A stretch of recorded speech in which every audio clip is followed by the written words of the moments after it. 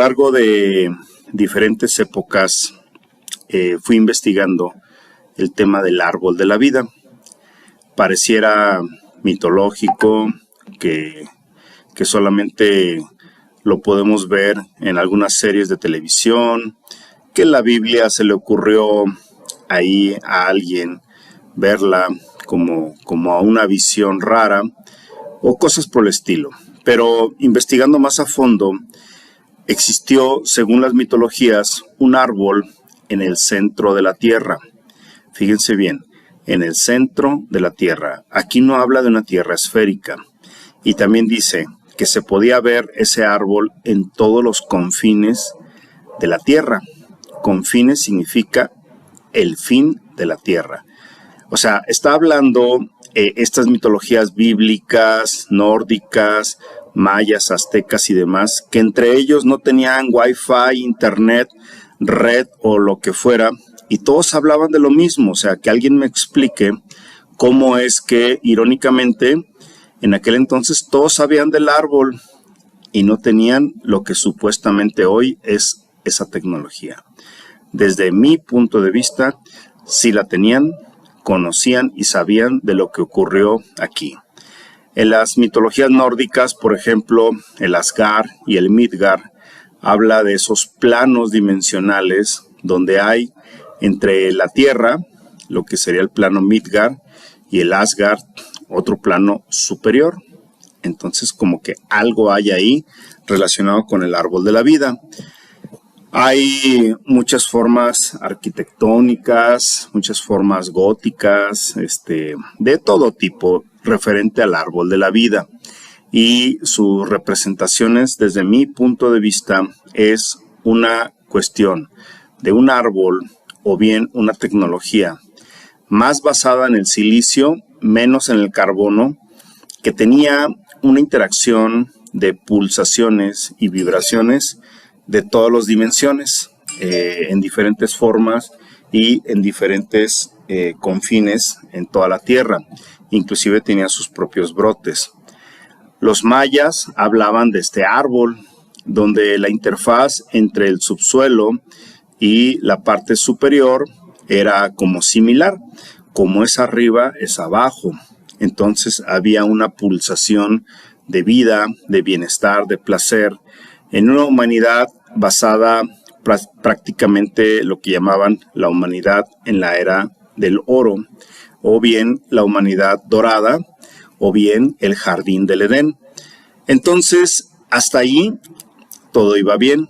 Parece que es un diseño bastante inteligente, un diseño de muy alta tecnología, un diseño de materialización para placer, y más adelante vamos a ver cómo los propios filósofos, entre ellos los griegos y los romanos principalmente, pero muchas otras filosofías, hablaban de que este árbol era una fuente de sabiduría, conocimiento, del saber sobre todo, más que del bien y el mal, porque no quiero decir el bien y el mal, porque ahí ves, eso está preparado para el segundo capítulo, sobre todo ya cuando empieza la polaridad y el robo y la invasión de este conocimiento y sabiduría. Pero, por ejemplo, en este caso, pues tanto los mayas hablan de que este árbol era el centro del mundo y que tenía pues diferentes capas. Este árbol pulsaba, este árbol bañaba, tenía suficiente abundancia, tanto para arriba como para abajo, y todas sus raíces estaban alrededor de toda la tierra. Estamos hablando de algo megalítico, estamos hablando de algo muy grande, estamos hablando de algo que daba vida y donde las aguas de la tierra rodeaban este árbol, inclusive generaban vórtices, como veremos más adelante, de acuerdo a las mitologías. Nada de esto está en los libros de ciencia, así que si tú eres aquellos que quieres que te lo hayan dicho en la universidad o en la escuela, creo que este sitio no es para ti. Por ahí te puedes quedar mejor viendo series de Netflix, pero si no, investiga, porque la gente que sigue este canal, pues después investiga con su inquietud, busca, lee y va a diferentes fuentes y encuentra lo que acabo de decir. No es algo que yo me lo haya inventado. Y empezamos a ver que este árbol de la vida daba energía energía alrededor de todo el plano, planeta o bien toda la manifestación, desde el centro norte hasta todo el disco sur. Algo más parecido a lo que se dice en el terraplanismo, aunque como yo ya les he dicho aquí en mi canal, ni soy terraplanista, ni soy de tierra globo, soy una tierra doble toroidal, pulsante, y que aún la tierra que nos han dicho no es toda, es una manifestación todavía muchísimo más grande, lo que puede haber en todos los confines de este plano. Los mayas, los aztecas, los hopis, los incas, los nórdicos, egipcios y demás, la Biblia, hebreos, judíos y demás, hablaban de este árbol, un árbol que daba vida en todas las manifestaciones. Entonces, este árbol de características megalíticas, así como por ejemplo, ustedes han podido cotejar que un árbol grande puede tener raíces a varios kilómetros de distancia. Esto se ve porque las raíces van buscando agua, van buscando diferentes puntos. Se supone, queremos tener la hipótesis de que este árbol era como de silicio, como si fuera de cristales, y adentro en sus raíces también fluía cristal líquido, que existe aquí en esta dimensión. Inclusive las pantallas de plasma de las teles y muchísimas otras cosas son de cristal líquido. Aquí vemos que los brotes de este árbol existían en diferentes partes del planeta. En el siguiente capítulo veremos cómo estos brotes todavía tenemos vestigios en diferentes partes del mundo de estos árboles que también daban vibra, que después dijeron que la intersección entre estos brotes eran las líneas Ley, las Karman o diferentes tipos de líneas de energía. Bueno, eso ya lo veremos también. Así que todos estos brotes, desde una foto satelital hasta lo que hoy un árbol simple y sencillamente sigue dando sus brotes, estos brotes eran de vida, eran de armonía, eran energía pulsante a lo largo de todo el planeta. Tenemos vestigios e información donde estos árboles del paraíso, en realidad habla aquí, por ejemplo, la Biblia y algunas mitologías judeocristianas, que eran dos árboles que aparecen en el Antiguo Testamento. En la historia del Jardín del Edén, uno de ellos era conocido como el árbol del conocimiento, del bien y el mal. Como este árbol del conocimiento, en su nombre hebreo, que no lo sé pronunciar, y el otro, el árbol de la vida. Según el Génesis, estaba prohibido para Adán y Eva comer de este árbol. Pero aquí viene una aberrancia. Quiere decir que esta Biblia que nos hablan aquí en Génesis ya estuvo malversada, ya estuvo trastocada, porque más adelante veremos que los verdaderos humanos pobladores eran los propios dioses. Los humanos eran los dioses, no había distinción entre un dios y una humanidad. Eran todos lo mismo, ¿sí? Después, por ejemplo, en el libro de Enoc hace también algo parecido al decir que es una descripción del paraíso con numerosos árboles en plural, entre ellos el árbol del conocimiento del bien y el mal. Aquí habla de un árbol especial entre otros árboles, plural. Y también, por ejemplo, en Salmos es como un árbol plantado junto a una corriente de agua que da a su tiempo el fruto y jamás se amustia su follaje. Todo lo que hace sale bien. Esto es una hermosura, lo que dice aquí. Por eso es que yo a veces les digo que la Biblia es un conocimiento. Nada más hay que tomarlo con pinzas, ¿no? Porque no todo está escrito para la humanidad convencional.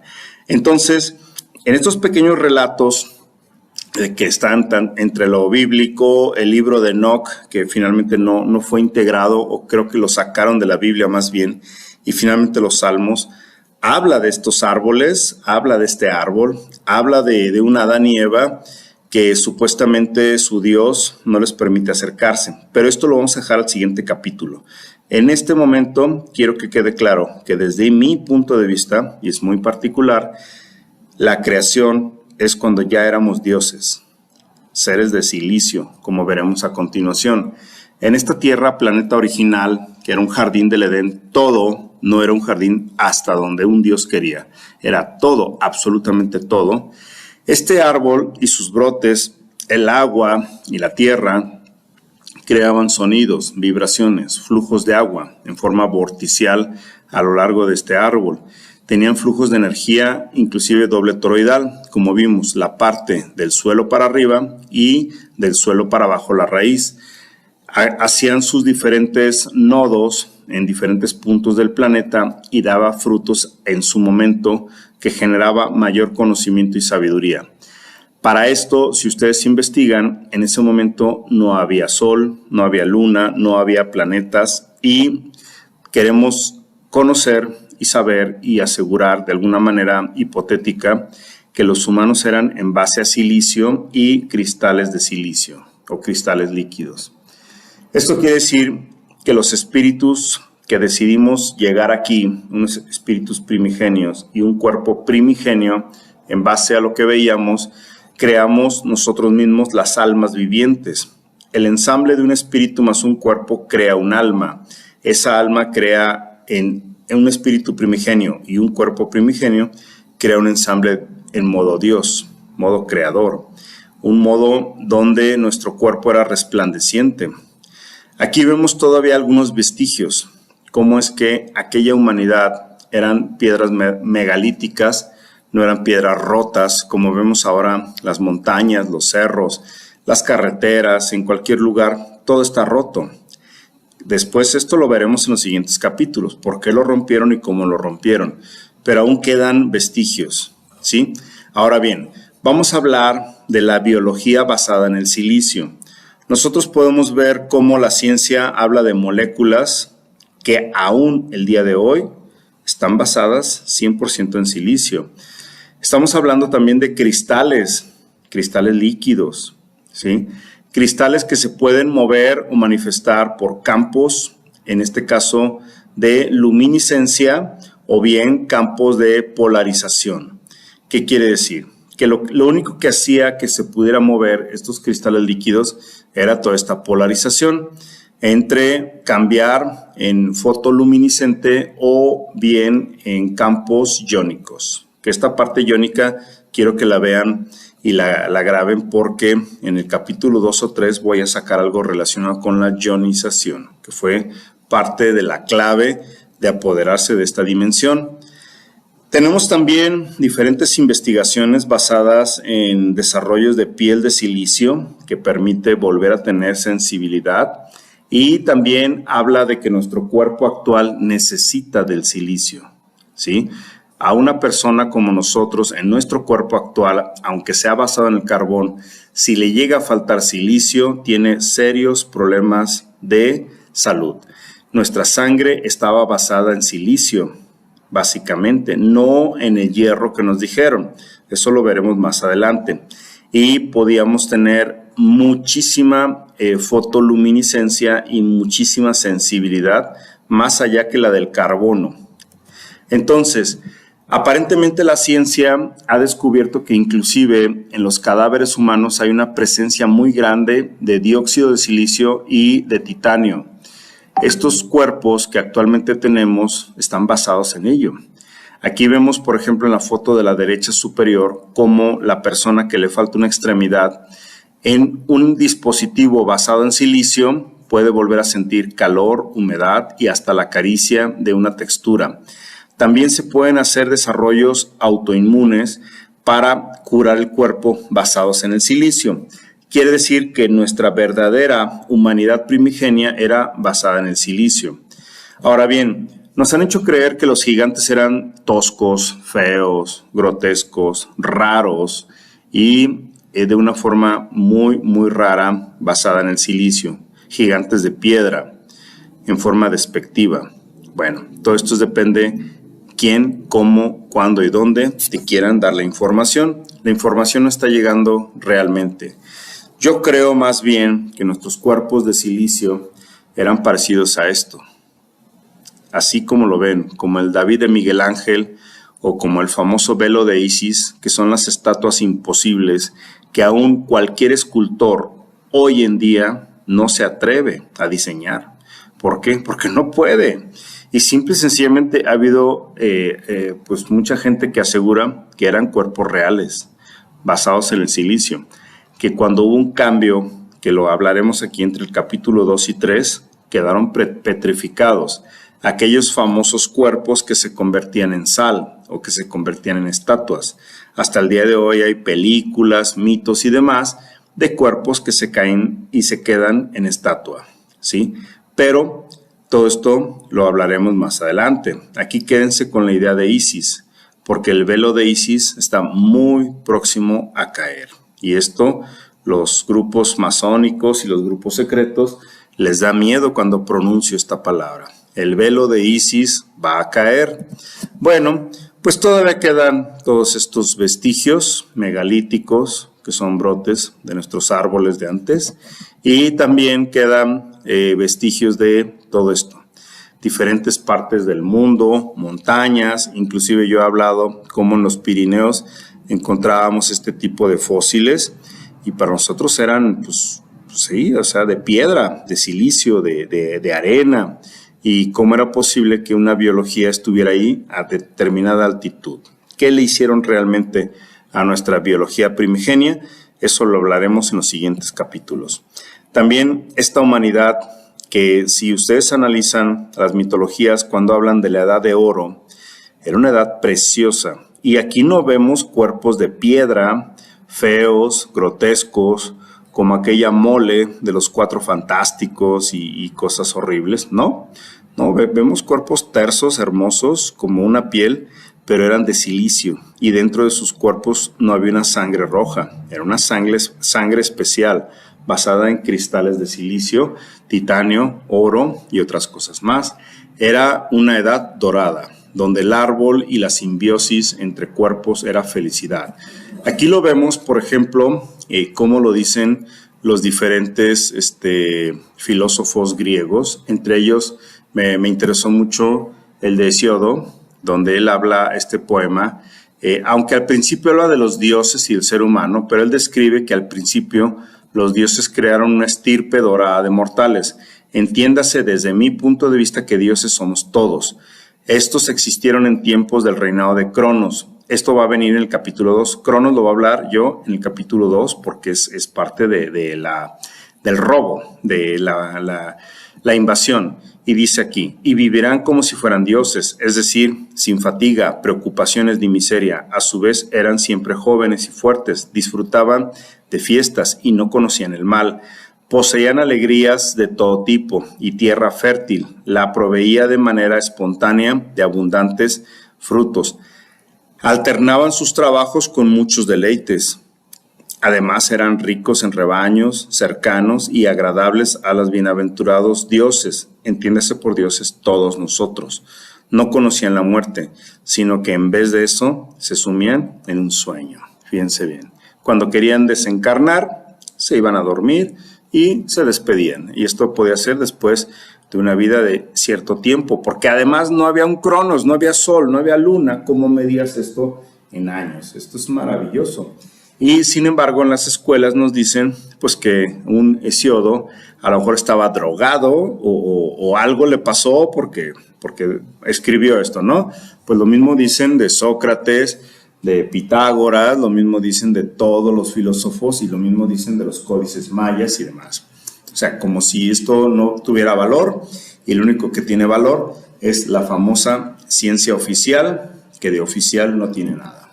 Bueno, en este conocimiento que estamos hablando de un conocimiento hiperbóreo, habla de cómo el espíritu podía llegar a una conciencia primaria. Yo entiendo que una conciencia primaria no como algo atrasado, sino algo primigenio.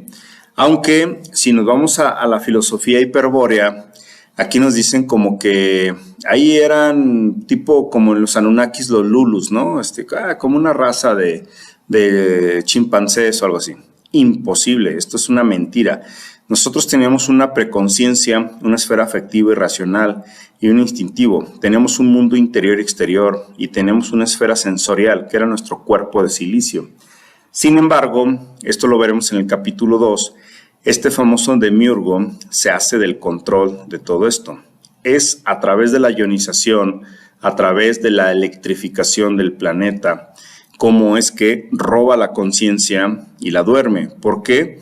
Porque en algo a él no le pareció, pero estamos hablando de una conciencia que está tomando un control que no le pertenece.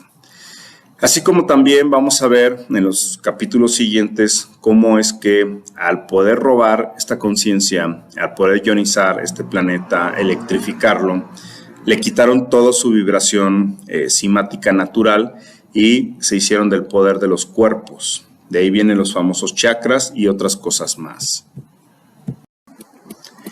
Aún en muchos retablos de iglesias, así como también en la propia Cábala y en las propias mitologías judeo-romanas, y más que nada en los conocimientos judíos, ellos hablan de un árbol de la vida. Si ustedes se meten a fondo con la creencia judía, ellos no adoran al Dios de la Biblia, ¿eh?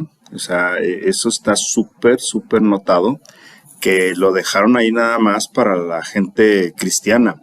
Ellos tienen sus protocolos y uno de ellos, el más importante, es el Sefirot, es el árbol de la vida. Y ellos hacen sus símiles, sus rituales, inclusive los mosaicos de sus casas y muchas otras cosas están basadas en el Sefirot. Ellos son cabalistas, ellos son seres que se rigen de todo eso. Y son secretos a voces de todo lo que hacen.